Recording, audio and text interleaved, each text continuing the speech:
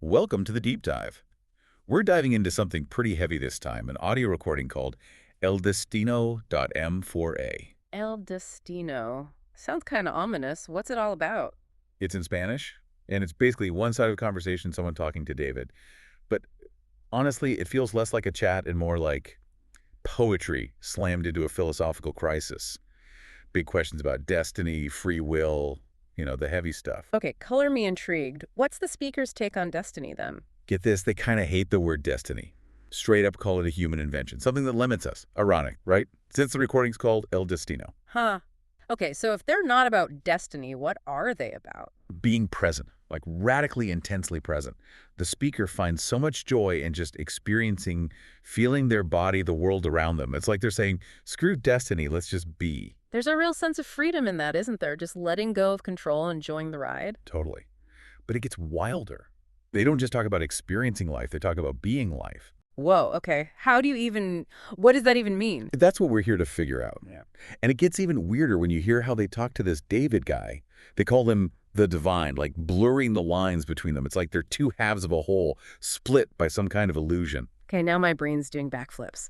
So we have destiny getting thrown out the window, this hyper focus on the present moment, and now we're talking shared divinity. Buckle up, because it's about to get even more intense. And the speaker isn't just theorizing about this divine thing. They're urging David to embrace it, to become it. Be the life, they say. It's like our beliefs have the power to reshape reality, which is, whoa. Mind blown. That's a powerful concept. Right. And the speaker actually says that human language can't fully capture what they're feeling. It's like trying to describe a new color that nobody's ever seen before. You said it felt like poetry earlier, so I get that. Some things just defy words. Exactly. So where do we even begin to unpack this whole divine connection? What does it mean for us listening in, trying to make sense of it all? It's like they're speaking from another dimension, right? Yeah. Trying to explain something we don't have the words for. Totally. Like trying to explain the internet to someone who lived 1,000 years ago. And that's where the title El Destino gets really interesting. Because it's not about fate like we usually think of it. Exactly. It's about this shared journey, becoming one with the divine, that this destiny the speaker's talking about. It's like they're rewriting the rules, saying we're not just puppets on a string. Right. And that's a really empowering thought when you think about it.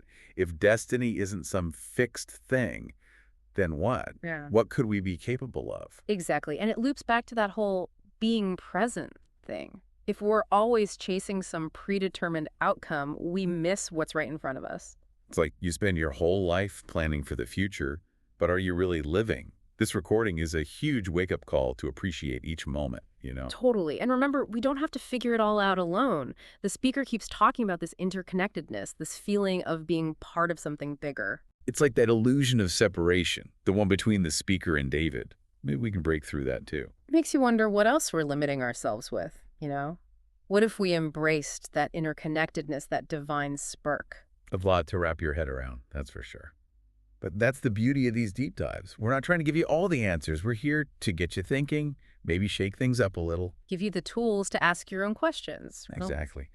Speaking of tools, there's one more thing I want to pick apart from this recording. Remember how the speaker mentions a time when David didn't believe in destiny? Yeah. Like he actually tried to believe it, but it just didn't click. Yeah, it stood out to me too. It's like, even with this crazy connection they have, David had his own doubts. He went on his own journey to figure this stuff out. It shows that it's okay to question things, even in the most intense, life-altering relationships. And it reminds us that we don't have to just swallow this whole El Destino thing hook, line, and sinker. It's about grappling with these ideas, Yeah. Seeing if they fit into our own lives, our own experiences. Totally. Sometimes the most important thing is just sitting with the uncertainty, the unknown. It's easy to crave a straight answer, a clear path, but this recording is saying, hey, maybe the journey, the searching is the whole point. The bumps in the road are where we learn the most, right? So as we wrap up this deep dive, what really resonated with you from El Destino? Did it make you rethink your own ideas about destiny, free will, all that? It's a powerful reminder that we're not just cogs in a machine. We can make choices. We can shape our own reality, maybe even tap into something bigger than ourselves. Maybe we can all learn to be the life a little more every day. Thanks for joining us on this wild ride into El Destino. We want to hear your thoughts. Hit us up on social media, and let's keep the conversation going. Until next time, keep asking questions, and happy diving.